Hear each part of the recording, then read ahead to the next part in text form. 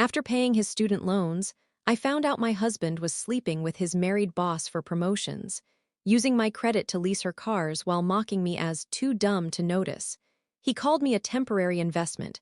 She publicly called me pathetic at a party. I lost everything I built until I walked into HR with the footage. I never thought silence could be so loud. The sound of my own breathing, the faint hum of the fluorescent lights above me, and the muffled laughter coming from the other side of the HR office door, it all felt like a countdown. My thumb hovered over the play button on my phone, my entire body trembling even though the room was warm. I had watched the video 100 times before coming here, but this was different. This time, someone else would see it. Someone who could make it matter.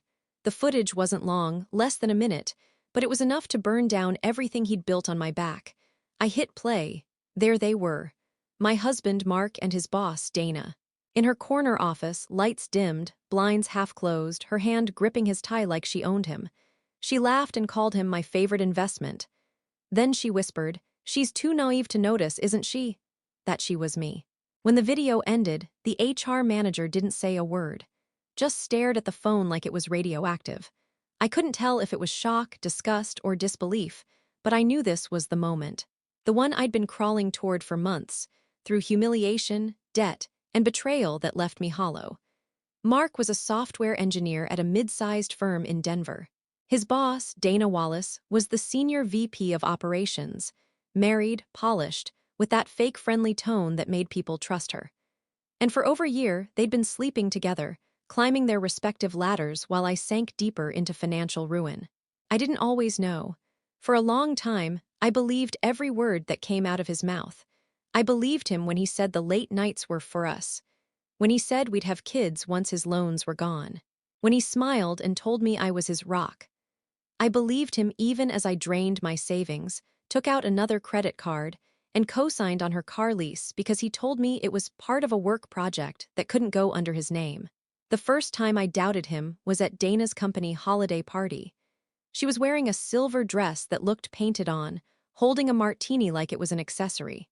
She introduced me to people as Mark's wife, the accountant who keeps the lights on. Everyone laughed, even Mark.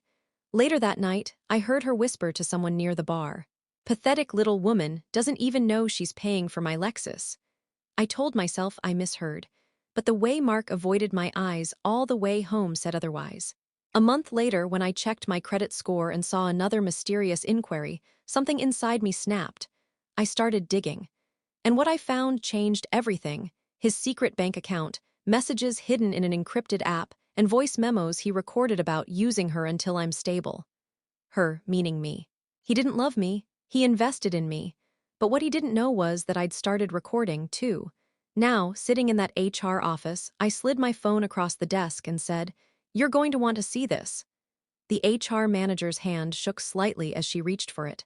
Outside the glass walls, through the blinds, I could see Mark standing near the coffee machine, laughing with Dana. He didn't know yet that this was the end of his career, and hers. And as I watched him smile like nothing was wrong, I remembered the exact moment this all began. The moment I mistook ambition for love and trust for loyalty. That's where the story really starts. Mark and I met 6 years ago in a tiny apartment complex just outside Boulder. I was 27, an accountant working 70-hour weeks at a mid-level firm. He was 24, broke, buried under student loans, and renting the apartment above mine. The first time I saw him, he was sitting on the front steps, eating instant noodles straight from the pot. He looked up, smiled, and said, "You look like you've had a long day." I laughed, even though he was right. I just pulled a double shift during tax season.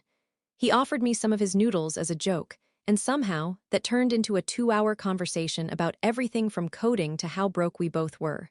He was charming in that quiet, self-deprecating way. Smart, too.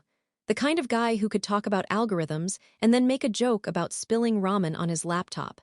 He had this boyish grin that made him look sincere. I didn't realize then how much of it was performance. He didn't have much: an old car that coughed black smoke, a closet with maybe 3 good shirts, and a dream of making it big in tech. I respected that. I knew what it meant to start from nothing. So when he said he wanted to go back to school and finish his degree, I was the first to say, "Do it. I'll help however I can." That's how it started, me helping. When his student loans came due, I covered a few payments just until his raise kicked in. When his car finally died, I co-signed on a used Honda. When he moved to Denver for his new job, I left everything, my apartment, my friends, my firm, and followed him. I wasn't naive. I knew relationships were about partnership, about sacrifice. But what I didn't realize was that some people only take until there's nothing left to give. He got the job at Vantage Systems, this mid-tier tech company downtown. He was so excited, said it was the start of our future. His boss, Dana Wallace, was this kind of corporate legend, sharp, elegant, intimidating. She'd worked her way up from intern to VP in less than a decade. Mark talked about her constantly, how brilliant she was, how different she was from the others at work. I thought it was admiration. I even encouraged him to learn from her. At first, things seemed fine. He'd come home late but with stories about meetings and deadlines. We still had date nights. We still said, "I love you" before bed. Then the changes started. He began dressing differently, new suits, new shoes, all from stores we couldn't afford. He started wearing cologne I didn't buy. When I asked about the expenses, he said Dana was helping him refine his image for management. I believed him. I told myself it was professional growth. But then he started talking down to me. Little things at first, calling me cute when I worried about our finances, rolling his eyes when I double-checked our budget. Once he said, "You wouldn't understand how corporate works, babe. You're just numbers and spreadsheets." I laughed it off, but it stung. Still, I was proud of him when he paid off his student loans. It felt like a milestone for both of us. I'd sacrificed years and thousands to help make it happen. I thought maybe now we could start saving for a house, maybe even a family. But that same week, I found a second phone bill with an extra line I didn't recognize. He said it was a work device. I didn't push. I told myself not to become paranoid. Then came the car. A silver Lexus that Dana started driving. I saw her pull up in it when I visited him for lunch one day. He looked nervous, said she was testing it for a business lease. Later, I got a call from a credit company asking to confirm my authorization for the lease. My heart dropped. He brushed it off, said it was a clerical mix-up. And I wanted to believe him so badly that I signed the paperwork anyway, thinking it would all sort itself out. But that was when everything started to unravel. He stopped coming home some nights, claiming emergency projects. He withdrew from me emotionally, physically. I found receipts for restaurants I'd never been to, expensive ones. When I asked who he was with, he said clients. I started feeling small, like a stranger in my own marriage. The final crack came at the company's holiday party. I almost didn't go. I felt out of place among all those polished executives, but Mark insisted, said it would look good. Dana greeted me like I was an accessory. "You must be the wife," she said, eyes scanning me up and down. "I've heard so much about you." Her tone dripped with mockery, but I smiled anyway. Halfway through the night, I overheard her laughing with a coworker near the bar. Pathetic little woman doesn't even know she's paying for my Lexus. I froze. When I told Mark, he gaslit me so hard I started doubting my own memory. "You're hearing things," he said. "You're paranoid." Then he turned it around on me, called me ungrateful and insecure. That night, I cried in the bathroom with the door locked, while he slept soundly like nothing had happened. The next morning, something inside me hardened. I decided to find proof. Real proof. I just didn't know yet how deep it went, or how cruel the truth would turn out to be. I stopped asking questions. I started watching instead. Mark thought I'd gone quiet because I'd finally grown up and stopped overreacting. What he didn't know was that I had started tracking every inconsistency, every late night, every business dinner that didn't add up. I wasn't just suspicious anymore, I was preparing. It started with the Lexus. I called the dealership pretending to confirm payment details, and when they mentioned the make, model, and co-lessee name, my stomach twisted. It wasn't just me and the company. The name on the paperwork was Dana Wallace. He hadn't even tried to hide it. He'd used my credit to finance a luxury car for the woman he was sleeping with. I wanted to confront him that night, but something stopped me. Maybe it was pride. Maybe it was that cold, clear instinct that told me I'd only get one real chance to bring him down. So instead, I smiled, cooked dinner, and asked about his day. I played dumb. That's how I started collecting what I needed. Over the next 2 months, I went through every shared account, every paper trail.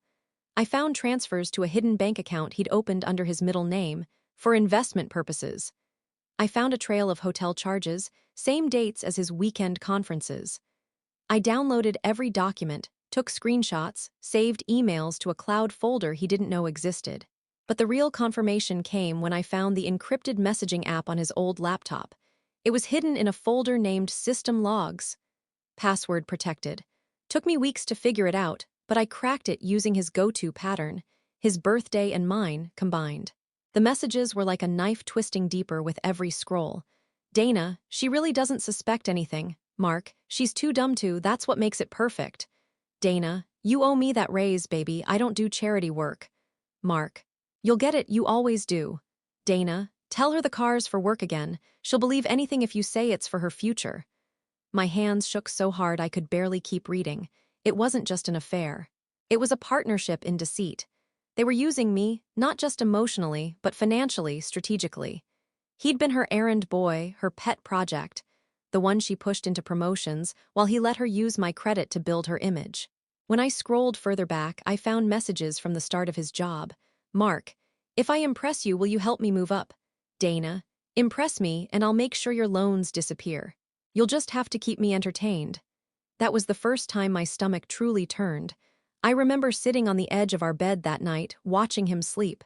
I should have felt hate, but all I felt was disbelief. The person next to me, this man I'd loved, supported, built a life with, was using me like a business transaction. That's when the word he'd used before clicked: investment. One night, after he'd fallen asleep, I heard him mumbling something in his sleep. I leaned closer, and he whispered, "It's temporary, Dana, just until she pays off the last one." The next morning, I checked his credit report again. He'd applied for another card in my name. I didn't confront him. Not yet. I needed more.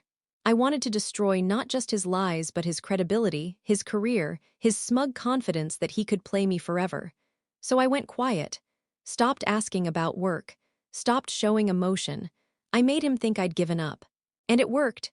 He grew careless. Started taking calls on speaker, leaving his laptop open. Once, while he was in the shower, I saw his reflection on the bathroom mirror, smiling while texting someone. I quietly turned on the voice recorder on my phone and left it on the counter. That's how I caught it, the conversation that became the match to everything. Dana, you sure she won't find out? Mark, if she does, I'll just spin it. She's emotional, always crying about something. HR would take my side, they always do. Dana, good boy. Sound of laughter, the recording lasted 6 minutes. Every word dripped with arrogance and mockery. That night, when he came to bed, he kissed my shoulder like nothing was wrong. And I knew I was done being his foundation. But before I could act, something happened that made everything worse. 2 weeks later, his company threw another event, this time, a private party for senior staff and their spouses. Dana invited me personally, said she wanted to make amends for the misunderstanding at the last event. I almost said no, but curiosity won. The party was at a rooftop lounge downtown, full of fake smiles and champagne. When we walked in, Dana was already tipsy, surrounded by a small group of executives. She saw me, smirked, and raised her glass. "Ah, the pathetic Mrs. Thompson," she said loudly enough for half the room to hear. "Still paying off my car, I see." People laughed. Mark didn't say a word. He just looked at me with that nervous, performative grin. Something in me snapped. I didn't slap her. I didn't cry. I just turned around, walked out of that party, and decided right there I was going to ruin both of them. Not just personally, but professionally, publicly, legally. Because while they thought they were using me, they'd both forgotten something. I was the one who kept the books, and I knew exactly where to start. HR didn't react the way I expected. I thought they'd gasp, call security, rip Mark a new one, maybe even march straight to Dana's office and tear the blinds down. I thought justice would be a tidy, cinematic thing. Evidence, confession, consequences. Instead, the HR manager, Linda, watched the video twice, set the phone down, and said, in a voice that had nothing to do with shock and everything to do with calculation, "This complicates things." Complicates. The word felt like a slap. She closed the blinds, lowered her voice, and asked me to sit. The fluorescent hum seemed louder, like the entire building was waiting for her to decide whether I was worth salvaging. "You did the right thing bringing this," she said at last. But there are other papers we need to look at. I inhaled. I was ready for the performance, for the preening displays of corporate morality. I expected photocopies, maybe an internal investigation form. What she slid across the desk was a packet of documents bound with a flimsy clip that rattled like a tiny bone inside a ribcage.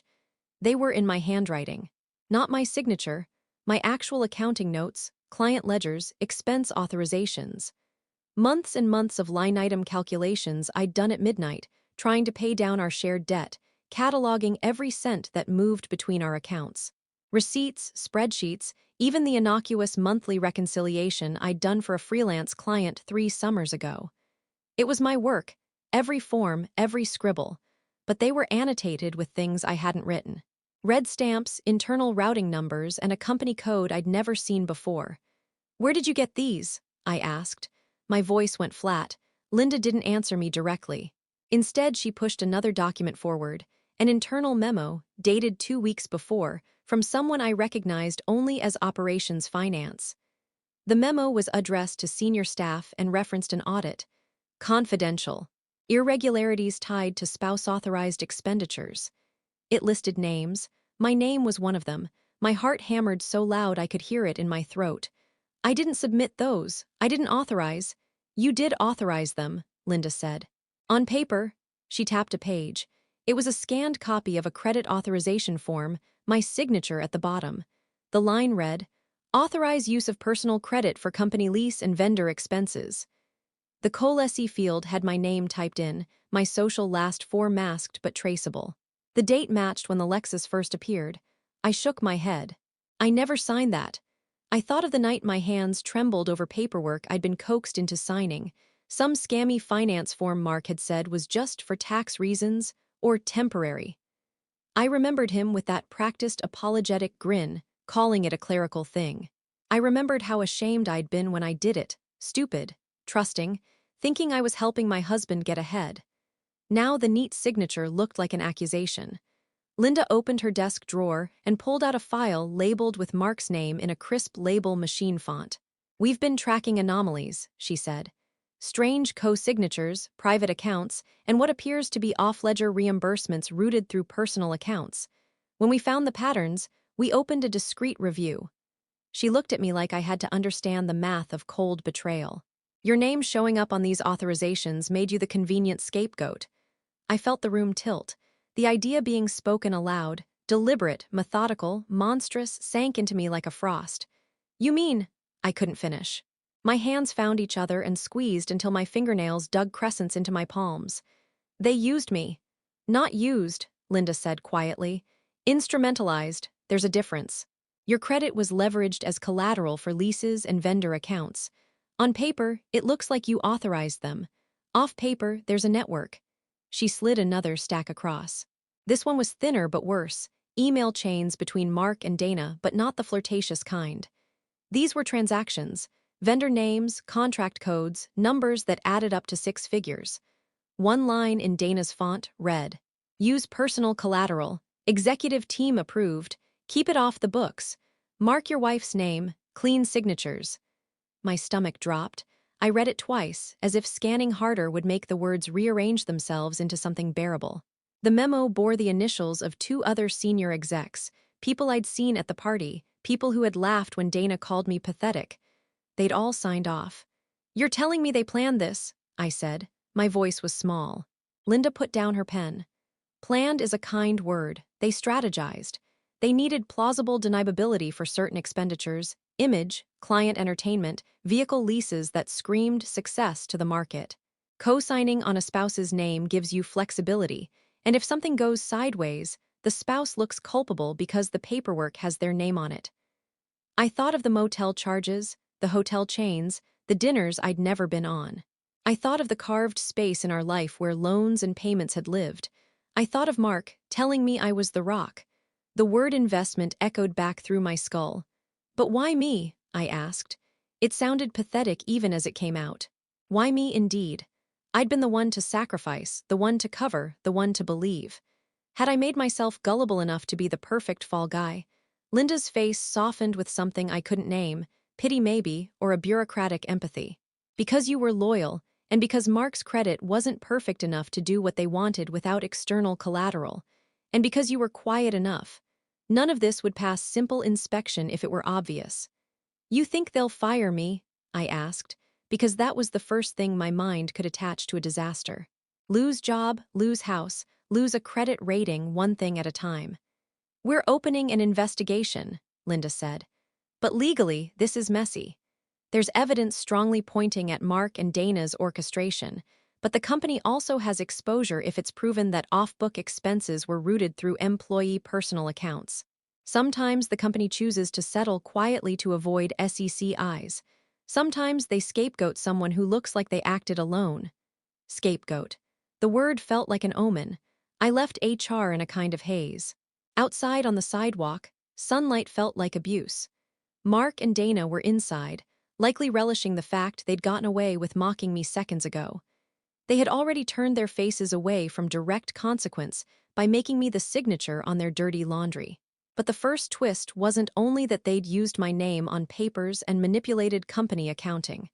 It was what I found later that night, when I went through the files I'd taken, because I'd started taking everything back home. There, in a folder labeled Legal Contingency, I found a single page that made everything crystalline and monstrous. It looked like an internal strategy memo, stamped Confidential. Executive Cohort. It was written by Dana, calm, precise, with corporate cruelty that read like chess moves, and it was addressed to the CEO's office. Line 1, spousal collateralization recommended for image-related assets. Line 2, temporary assignment of personal liability will be used to finance perceived executive lifestyle. Spouses chosen for loyalty metrics. HR and legal to be pre-briefed on contingency language. In case of exposure, spouse culpability will be presented as administrative oversight. Line 3, outcome. Enhanced executive image without immediate company balance sheet liabilities. Secondary benefit. Create a buffer against regulatory scrutiny by attributing anomalies to personal accounts. The memo even had a list, names, social security last digits, and suitability notes. Under one of the names, in Dana's handwriting, it read, "Easily swayed. Consignee appears financially strained. High loyalty probability." My hands shook so hard I could barely hold the paper. The word predatory didn't feel sufficient. These weren't mistakes or cover-ups. This was warm-blooded planning to sacrifice other people for corporate optics. The second twist, the thing that made my stomach drop harder, was that I wasn't the first. The memo had a little archive stamp at the bottom, with dates going back 3 years, and a row of initials that matched names of spouses I'd seen at holiday functions. Low-level partners, unpaid interns' families, even a line for consultant spouse pending. The list read like a catalog of people whose loyalty had been exploited and consumed. I had been a cog. I had been a test. And worse, I was still only the beginning. That night, I lay awake and felt a cold ferocity grow into me. The betrayal wasn't simply the affair. It was calculation, institutional greed dressed up in satin and brandy. They had weaponized my love and my trust, signed my name like a verdict, and written contingency plans for my ruin. They had planned me as collateral. They had written me into the ledger as expendable, and they thought they were untouchable. I thought of the voice recording I'd made, the one I had played for HR, and how small it looked against a whole operation of memos and approvals. I thought of the files I'd already downloaded from Mark's accounts. I thought of the ledger notes they'd forged. I was furious in a way that hurt. I didn't want revenge that was petty. I wanted to dismantle the blueprint. I wanted the memos, the emails, the contracts, all of it to be dragged into the light. But to do that, I'd need more than rage. I'd need leverage, and I had no idea where to find it. When the shock wore off, the thing that came next wasn't cleverness or righteousness. It was a cold, grinding math. Numbers were how I'd always measured the world. The way you turn fear into a plan is by turning it into rows and columns you can control. The betrayal had been emotional, yes, but it had been executed with spreadsheets and memos and deliberate signatures. So I answered in the only language I trusted, accounting. My first move was to make everything I had immutable. I made copies, every file from the hidden folder on Mark's laptop, the screenshots of texts, the recording from the bathroom counter, the scanned memos from HR. The internal, confidential strategy memo that carved names and SS last digits like a butcher's list. I printed a set. I uploaded another set to a cloud account under a burner email. I sent a third encrypted copy to a friend who lived across the country, the one person I trusted to be angry enough to keep quiet and smart enough to keep safe. That friend had never met Mark. He had no connection to our town. He didn't need to. He only needed to be a witness if everything else imploded. I didn't understand the law well enough to file corporate fraud. I wasn't a lawyer. But I knew leverage when I saw it. Documents that matched a narrative, people's signatures, and a pattern so neatly institutional it had its own letterhead. If I presented this correctly, someone with resources could make it unbearable for them. I started building a list of people who could do that. An employment lawyer with teeth, a forensic accountant who knew how to trace off-book transactions, and one journalist at a business paper who had a reputation for big exposes. The lawyer came first. I called a small employment firm that specialized in whistleblower cases. I wasn't subtle about what I needed. The woman on the line, Jules, talked to me for an hour and then asked a single practical question. "Do you have documentation?" I sent her the recording, the memo, and the emails before she hung up. Her email reply was clinical and immediate. "We need a meet. Bring originals. Don't discuss this with anyone at work. Don't delete anything."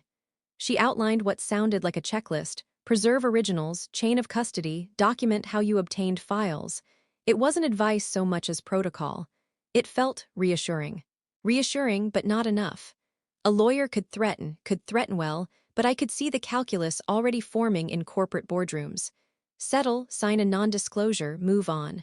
I wanted more than hush money. I wanted accountability, and I wanted them ruined enough that predatory schemes of that nature couldn't be recycled. I wanted the memo with spousal collateralization, blasted in the open so no one else would wake up one day and find their signature on a lease for someone else's Lexus. So I started to map the money. Forensic accounting is a dull phrase until you recognize its detective work with receipts. I couldn't hire a forensic accountant yet. I had no money for that.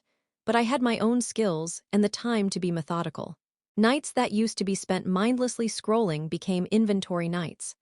I cataloged every transfer, matched dates of client dinners to card statements, traced reimbursements that should have been routed through Vantage's corporate accounts, but showed up as aux to shell vendor names. For every obscure vendor I found, I ran a name search. For every suspicious company, I dragged up who signed its articles of incorporation. That part was boring and sickening. A spiderweb of LLCs with PO boxes, names of other spouses, and a pattern of payments timed to image upgrades, fancy cars, private client entertainment, branding, expenses. I kept thinking of how they'd chosen me: loyalty, strain, silence. They had done their homework, so I started to do mine. I falsified nothing. I just pulled facts and connected dots. Facts are difficult to argue with if you present them in a way that makes sense. There was another tactic I added to the plan because I realized how fragile people like Dana are. Reputation is currency to them. Public humiliation is a blunt instrument, but it's effective. A story in the business press that quoted leaked memos and showed an internal plan to weaponize spouses would not only cost them their jobs, it would invite regulatory scrutiny and a shareholder nightmare. If the board smelled blood, they would be far less likely to sweep anything under the rug. That meant we needed a journalist who would run the story straight, with documents, not just gossip. I emailed the business reporter whose byline had toppled one CEO 2 years earlier. Her inbox was a fortress, but the subject line, confidential, evidence of corporate misuse of employee personal accounts, got a reply. She wanted proof, originals, and she insisted on meeting with a lawyer present. The journalist didn't play hero, she played scale. Good reporters understand leverage and the law. If there was a paper trail and a memo stamped confidential, she'd run it. If not, she would get sued. I liked that. I didn't want a tabloid. I wanted the kind of piece that sent compliance officers into a panic. I also planned contingencies, because once you start pulling at a corporate thread, it doesn't unspool neatly. People panic. They retaliate. Mark might deny everything. Dana might claim the memos were drafts. HR could point to me as a rogue actor. So Jules drafted an initial letter to HR putting the company on notice. We had raised concerns, and the firm should lock down records and preserve email servers. That was the corporate equivalent of calling for a DNA sample. It bought us time and made clear we were serious. Even with strategy and lawyers, there was a human element I couldn't ignore. I needed Mark to break his own web. Not because I wanted him to suffer, though I did, but because confession often makes the rest of the world believe you. People tend to adjust faster when someone admits the obvious. I thought about confronting him in public, recorded, pressed there to document it, but that felt petty. I wanted the collapse to be clean and unavoidable. I considered the things that made him confident: his promotions, his relationship with Dana, his access to people who approved off-book spending. He was arrogant enough to assume he could weather waves if he controlled the narrative. He liked to believe he was smarter than everyone in the room. That arrogance was a weapon if used against him. So I did something that felt small but sickly intimate.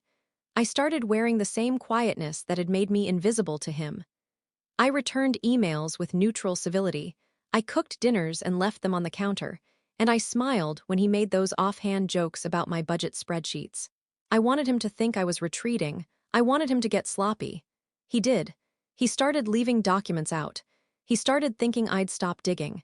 He started boasting, in messages I later found, about how easy it was to keep the chain clean. He underestimated the part of me that sees through ledgers like X-rays through bone. The plan coalesced into a sequence: documentation locked and handed to Jules, legal notice to HR to preserve records, engagement with the reporter, and a public release timed to coincide with the lawyer filing a complaint that made it impossible for the company to simply pay me off and vanish.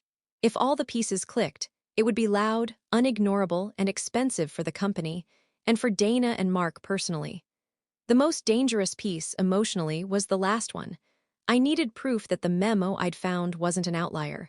I needed a smoking gun linking senior execs and approvals to the spousal scheme. That meant getting access to internal audit trails, emails that passed through company servers, authorization codes, and the routing that matched invoices to off-book vendors. I wasn't a hacker. I had worked inside corporate bookkeeping, and I understood where shadow transactions hide, in the places people assume won't be checked. I also knew someone who'd worked at Advantage years ago and owed me a favor, a quiet guy I'd helped move a couch once. I debated calling him, because favors like that are dangerous territory. But the arithmetic of betrayal made a kind of moral clarity.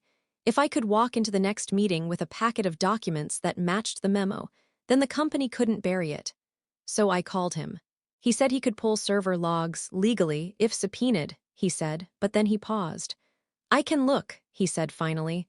"But be ready. If they smell you, they'll come for everything. You have to be willing to lose it all." His voice was flat. He knew what I was proposing even as he warned me. That last part, being willing to lose it all, was the hard edge I hadn't liked to look at. I had a life, a job, a small apartment, credit with lenders who would not be kind if I became a pariah. Going public could burn me. But I kept thinking of the list in Dana's memo, names of other spouses, and the quiet cruelty of that line, easily swayed. I pictured dozens of people waking up to debt and confusion because a woman in a power suit needed a car for optics. I made a choice. I would risk my little world to blow up their far bigger one.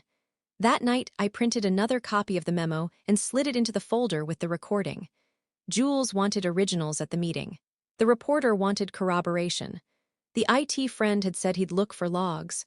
Mark, oblivious, kissed me that evening and told me he had a meeting the next morning. He hummed, happy, smug. I put the folder into my bag and zipped it closed. I felt the weight like a pulse. If what I'd started was correct, if the web ran wider than the two of them, then the move I was about to make wouldn't just shatter a marriage. It might take a career, a board, and reputations built on someone else's signatures. It might expose how casual corporate predators could weaponize the most private relationships, or it could destroy me. Either way, there was no turning back. In the morning, I would walk into a lawyer's office with my originals, and then I would meet a reporter. I would do whatever it took to make the files breathe in sunlight. And then I hit send on an email I'd rewritten a dozen times, short, exact, and merciless. I watched the cursor blink once, twice, and then I pressed enter. The morning after I sent that email, everything felt heavier, like the air itself was watching. I'd barely slept, my mind replaying every what if, every contingency. The folder sat on my kitchen table, its edges soft from handling. Inside it, proof of the scheme, copies of the memos, the audio recording, screenshots of messages. It was supposed to be my weapon, my insurance. When I finally stepped into the lawyer's office downtown, Jules was already there, sleeves rolled up, coffee steaming, her eyes scanning a printout. "They called me this morning," she said without looking up. My stomach sank. "Who?" "Vantage's legal department. Apparently, they've been tipped off about a disgruntled spouse leaking confidential information." She finally met my eyes.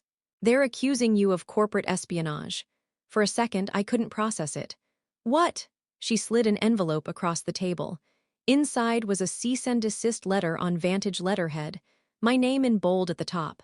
It accused me of illegally accessing proprietary files, distributing trade secrets, and violating the Computer Fraud and Abuse Act. Each accusation was a weaponized half-truth.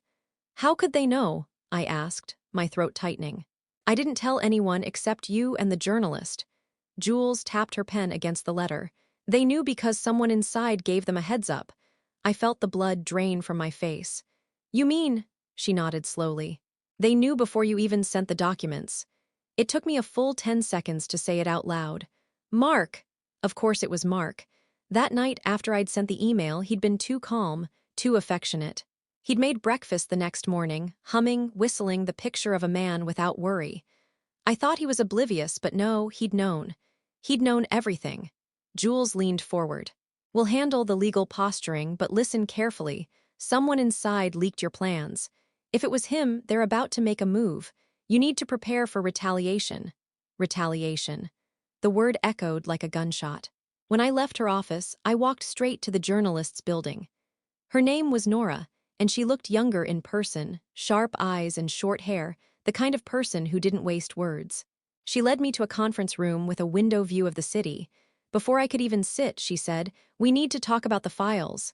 I froze. "What about them?" "They're gone." I blinked. "What do you mean, gone?" Nora turned her laptop around. My entire Google Drive folder deleted. The encrypted link I'd sent her expired. The email thread between us empty. She showed me her inbox. "This message has been removed for violating company policy." My heart slammed in my chest. "No, that's impossible. I didn't delete anything." She frowned. "Did you access your account from your home network?" I nodded slowly. She sighed. "Then they didn't need to hack you, they just logged in. Someone with your credentials or device access wiped it clean." Mark. That's when the realization hit, cold and hard. He hadn't just been careless with his laptop. He'd been careful with mine. The whole time I'd been gathering evidence, I'd been doing it on our shared Wi-Fi, under a plan registered in his name. He'd probably installed remote access software months ago, maybe even before I started snooping. He'd been watching me build my case in real time. My chest tightened so hard I thought I might pass out. He knew about the files, he knew about the copies. Nora nodded grimly. "And now he's destroyed the digital trail." I clutched my bag like it might vanish too, but then I remembered. I still had the physical folder, the hard copies. The only surviving originals. I opened my mouth to say so, but before I could, Nora's phone buzzed. She glanced at it and frowned. "It's from my editor." She stepped out to take the call. While she was gone, I stared out the window at the gray sprawl of downtown. My reflection in the glass looked like a stranger, pale, hollow-eyed, shaking. I was so focused on steadying my breathing that I didn't hear the door open behind me. "Thought I'd find you here," that voice. I turned slowly. Mark stood in the doorway, still in his pressed work clothes, that same tie Dana used to pull him closer in the video. His smile was smooth, casual, as if he'd just dropped by to pick me up for lunch. "What are you doing here?" I managed to say. He shut the door behind him, the click soft but final. "Relax. I just want to talk." My pulse was a roar in my ears. "You told them." He tilted his head. "Told who?" "HR, legal, everyone, you set me up."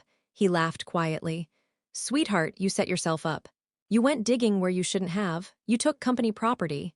He stepped closer. "You made yourself the liability." The way he said liability made my stomach twist. I took a step back. "I have proof of what you and Dana did." He smiled wider. "You had proof." It hit me like a punch, the missing files, the vanished emails. He was behind it. He continued, voice low, almost intimate. Did you really think I didn't notice you snooping? You've always been predictable, emotional, desperate for justice. I just had to let you run yourself into a corner. Why? My voice cracked. Why go this far? You could have just left. He paused, studying me. Then he said, almost gently, because Dana's not the only one who was using you. My body went cold. What does that mean? I whispered. He shrugged. Dana's been under review for months. The board knew about the off-book spending. They just needed someone to fall first. She offered me a deal, hand over everything tying her to it, and she'd make sure I got full immunity and a promotion. I stared at him, horrified. You betrayed her too. He smiled like it was the most natural thing in the world. She taught me everything I know about survival. It was the second twist I never saw coming. He hadn't just been her puppet. He'd been planning to gut her too. He'd turned over partial evidence to the board to save himself. In exchange, they'd help him bury me, the jealous wife who stole company data. The memo I thought would ruin them. He'd already given them a redacted version that erased Dana's involvement and pinned the unauthorized expenses on me. My signature was on every forged form. My fingerprints were everywhere. He'd flipped the entire script before I even knew I was in the third act. He leaned in, lowering his voice. You were right about one thing. You were my investment, just not the kind you thought. My hand was still in my bag, gripping the folder, the one thing he hadn't touched yet. My only remaining proof. And right then, as he started to step closer, Nora walked back in. Mark froze. The two of them locked eyes. Nora's expression didn't change, but she saw my face, saw what was happening, and immediately went still. Mark straightened, pasted on his corporate smile. You must be the journalist, he said smoothly. Be careful what you print. My wife's been emotionally unstable lately. I wanted to scream, but Nora just looked at me, then at the bag I was holding, then back at him. Something wordless passed between us. She gave me a tiny nod. Mark turned to leave, but Nora spoke first. Funny, she said, her tone dry, because unstable people usually don't carry notarized documents. He froze in the doorway. That was when I realized Nora had already printed everything I'd sent her before it was wiped. Every single file. She gave me one last look, sharp and steady, before turning back to him. You should probably call your lawyer. Mark's smirk faltered. And for the first time since this nightmare began, I felt something close to power again. But it wasn't over, not even close. Because what Nora had uncovered next, the real reason Dana and Mark built this entire operation, would make everything before it look almost merciful. I had to breathe through my teeth to stay upright after he left that room. My body wanted to shake, my brain wanted to scream, but I stayed still because Nora was already unrolling the next layer of this story. She closed the door, leaned against it for a second, then said quietly, He's not the architect. She is, and this goes deeper than anything you've seen. I blinked. Dana, Nora nodded. Dana and a handful of execs. We started digging last night after you sent me the memo. The spousal collateral scheme wasn't just about vanity cars or image. It's a shadow funding pipeline. I frowned, still dizzy. Funding what? She pulled up her laptop and turned it toward me. The screen showed internal memos, but not the ones I'd seen. These had a different header. Vantage Innovations Program. The tone wasn't sleazy corporate pep talk. It was clinical, almost academic. Rows of names, dollar figures, and risk adjustments, alongside employee spouse data. They were routing money through spouse credit lines to keep a black budget innovation fund off the books, Nora said. R&D, projects that the board couldn't legally greenlight because they would have required SEC disclosure. So they borrowed liquidity through loyal employees' families.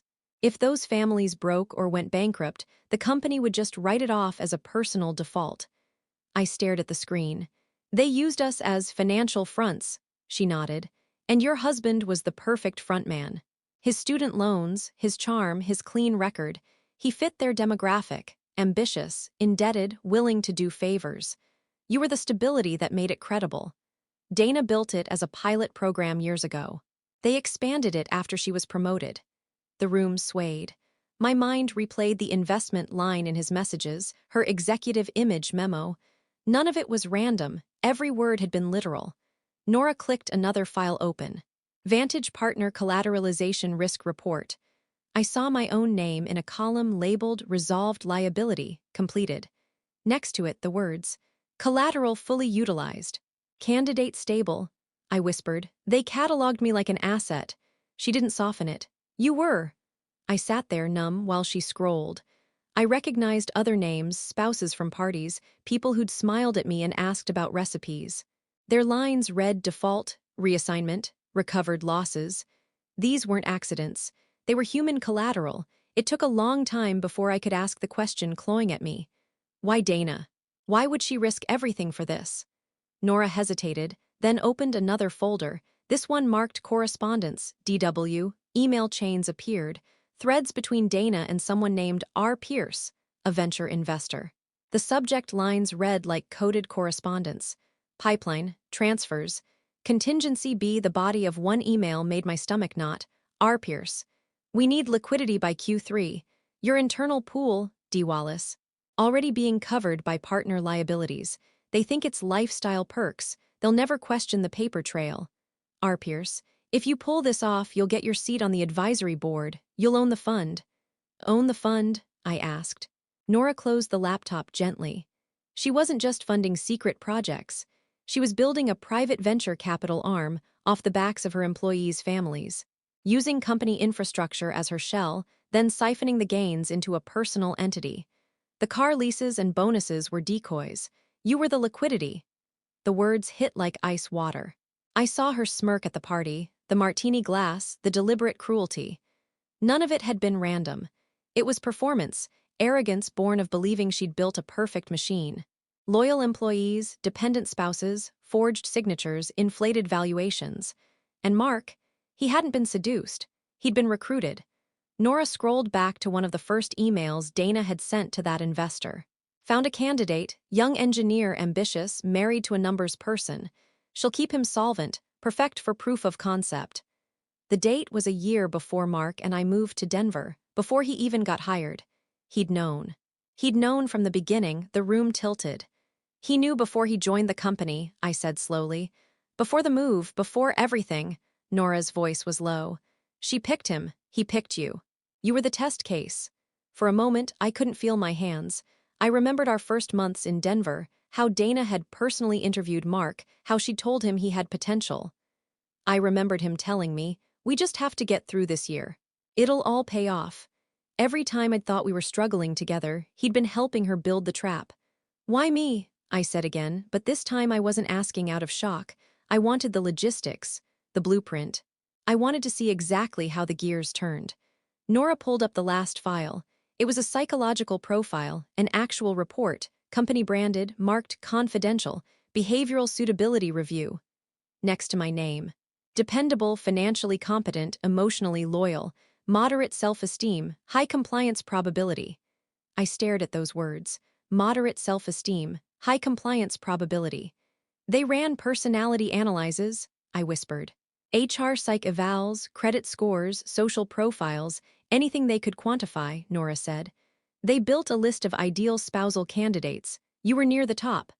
That was the horrifying reason. It wasn't lust. It wasn't even greed in the simple sense. It was calculation. Dana had built an algorithm for exploitation. Mark had volunteered to be the human face of it. Together, they'd turned affection into capital. And now that the operation was unraveling, they were trying to erase every trace, starting with me. The air felt thick. My pulse hurt behind my eyes. Does anyone else know? Nora nodded. The board knows enough to be scared. They'll try to cover it, but the files are copied. I've already sent them to my paper's legal team. They'll move fast. For a second, I let myself breathe. There was relief there, buried under the horror, a sense that at least the truth was visible now. But Nora wasn't done. There's one more thing, she said. Dana's missing. What? She didn't show up at the office this morning. Her assistant said she left late last night after a call from Mark. My pulse spiked. You think she knows the story's coming out? I think she knows everything. I thought of the way Mark had smiled when he left the conference room. That calm, smug confidence. He'd already traded her out once. Maybe he'd done it again. Maybe he'd told her she was about to be exposed, to push her into running. Or worse, I swallowed hard. If she disappears, he gets immunity. Nora nodded grimly. And you get destroyed. Unless we move faster. Everything inside me settled into a single, sharp decision. There would be no settling quietly. No private justice. I was done being a line item in someone else's profit model. Then we burn it down, I said. Nora didn't even blink. Already started. But I knew that before the fire was out, someone, maybe both of them, was going to make one last desperate move. Because people like Mark and Dana don't surrender. They only adapt until there's nothing left to take. And when that moment came, I needed to be ready to finish it. I thought the last pieces of the machine had been quietly lined up. Nora's copies, Jules' legal teeth, the IT friend ready to subpoena server logs. I thought we'd march into a conference room and watch the board crumble like a pack of cheap cards. I thought the satisfaction would be surgical, precise, a few well-placed documents and then closure. I was wrong. Real life is never cinematic in the way you imagine when you're still hurting. It's louder, messier, and it bites back. The morning Nora published the story was the morning I understood what being exposed actually looks like. It wasn't one headline, it was 1,000 small detonations. An online feature with her byline and the scanned memo at the top. A sidebar with a timeline. Embedded audio, my recording, played under a transcription. The paper's legal team had vetted everything until it was impossible to call it libel. They had printed names, dates, contract codes, and the list of spouses stamped in Dana's handwriting. The article called it exactly what it was: a scheme to launder corporate image and liquidity through the personal credit of employees' spouses. My phone exploded.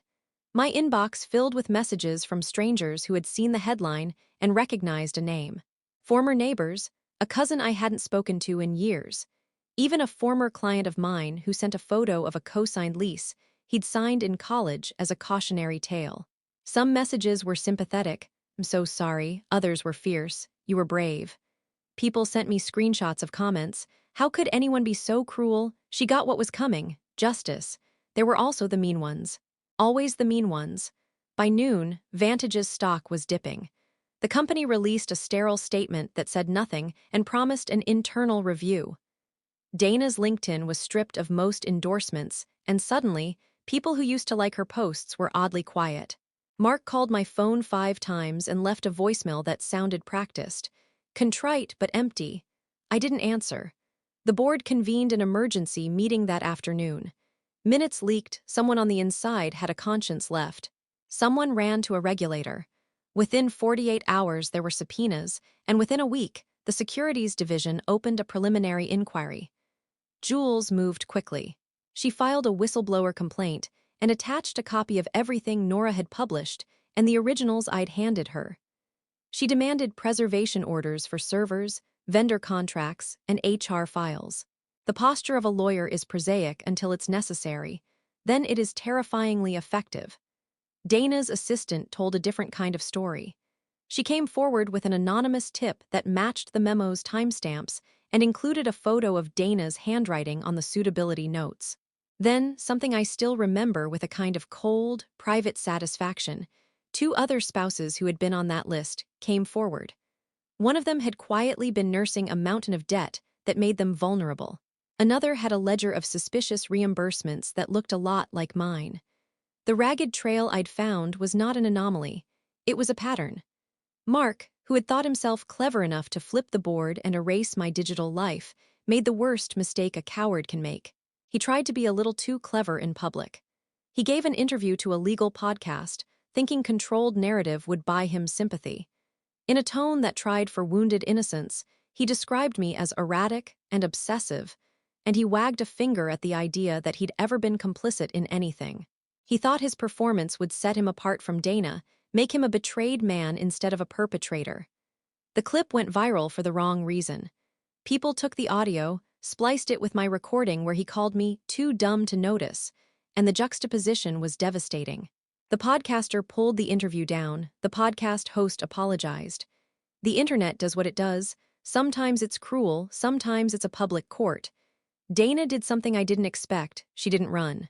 She was arrested at her house less than a week after the story ran, not for the scheme itself.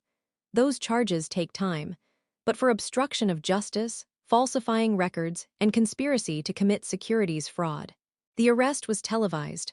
I watched from my couch, the TV a blue rectangle that felt faraway and ultimate. She looked like a queen who'd been unplugged, perfectly made up, handcuffed, incredulous. She had the face of someone who thought consequences were a myth that applied to other people. Mark was placed on administrative leave the same day. His colleagues began returning his texts with a coldness I'd never seen in him. One of his coworkers, someone I'd met at that party, texted me a single line, "We're sorry." We didn't know. It was either remorse or a way to remove themselves from culpability. Either way, it mattered less than I thought it would. There were fallout days, tedious, necessary, legal. The company settled with several spouses rather than fight endless litigation. There were buybacks of leases and disclosures to the SEC. Employees I'd once smiled at in the break room avoided me as if guilt could be contagious. Some offered quiet apologies, others offered nothing. The quiet ones were the worst. The criminal case is still moving. Dana's trial is scheduled. She has retained expensive counsel and argues she was building competitive advantage for the company. Her PR team insists the memo was draft language taken out of context. The prosecution has a different story: witnesses, paper trails, and the pattern that Nora, Jules, and I unearthed. Mark is cooperating with investigators. Cooperation makes life easier for some people. For him, it has shown the world exactly who he is. If this sounds like schadenfreude, I don't blame you. I felt that way. But along with someone else's downfall came a tidal wash of grief I wasn't prepared for. My credit score is still a scar I'm cleaning off. I had to fight with banks to have bogus leases removed. I had to explain to a landlord why I looked like a risk.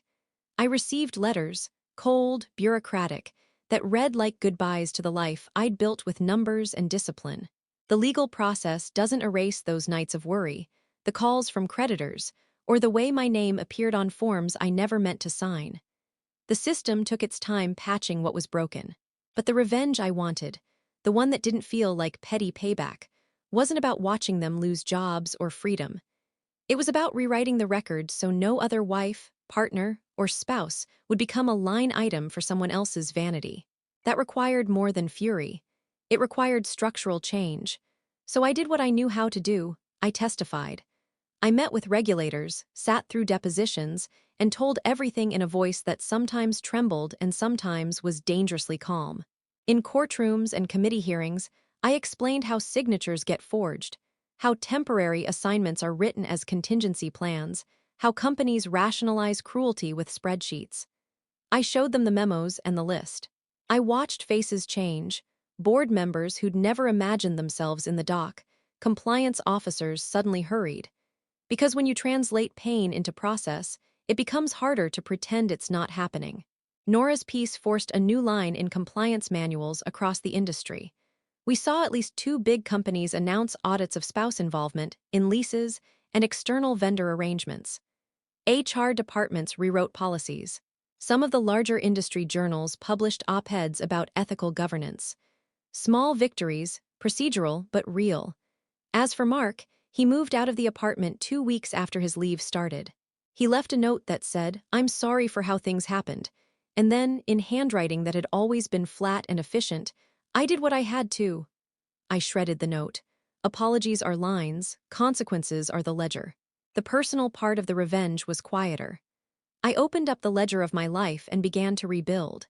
It was slow and felt like learning a new language: credit negotiations, debt consolidation, rebuilding trust in the parts of myself I'd used to justify other people's decisions. I found a group of women who had been through corporate betrayals, fraud, infidelity, gaslighting, who became, in their small, fierce way, the community I needed. We commiserated, schemed, and then worked on advocacy together. We pushed for legal aid for exploited spouses and small policy changes at local banks that required clearer consent forms for co-signers. Little things, but they mattered. There is a satisfaction that is rarer than ruin. It is calm. I found it a few months after the story broke, sitting at a cheap diner on a Wednesday morning, eating an omelet I could afford now without flinching. I had my original folder, its edges softer now, but still there. I ran my thumb along the printed memos, the photocopies of Dana's handwriting, the notes where I'd circled the names of other spouses. The papers weren't trophies. They were maps of a wound I'd learned to treat. The final twist, that personal twist that completed the circle, came in the form of a small, unexpected email from Dana's assistant. She'd resigned after the arrest and found a box of old event RSVPs. Inside was a ticket stub with the name of an investment firm I recognized, R. Pierce's Group. She sent me a photo and a single line, "Thought you should see this." I stared at the stub and felt a clean kind of vindication writ small. It didn't change what happened to me. It didn't fix what she'd done, but it put one more name on the trail. In court, Dana glared at me once. It was the kind of look that expects remorse or groveling. I felt none of it. What I felt instead was a wry little humor at the absurdity of how neat she had thought the world could be. Ledgers, labels, and people arranged like chess pieces. As the judge read the list of interim sanctions against Vantage and the prosecutors outlined the pattern of misuse, I thought of the way Mark had called me temporary. I thought of his laugh, the way he had measured my worth in payments and promotions. I left the courthouse that day lighter. Not healed, there are things that don't heal the way you want, but lighter with the knowledge that the ledger had shifted. The world, for the moment, had a better record. Walking out into sunlight, a woman I'd met in the hearings, one of those other spouses, caught my eye and raised her coffee to me like a salute. I smiled back. "You all right?" she asked. I laughed, a small, sharp sound. "No," I said, "but I'm not ruined." She nodded solemnly, then added, "And that's something." I thought about all the nights I'd spent balancing numbers, dreaming of safety, and how those dreams had been used as currency by people who thought themselves beyond consequence. The revenge hadn't been theatrical or violent. It was documentation, exposure, and the slow, grinding machinery of law and media doing their clumsy, imperfect work. As for Mark, he texted me once, months later, from a number I didn't recognize. He asked if we could meet to talk. I replied with a single line, "I've already balanced the books." He never wrote back.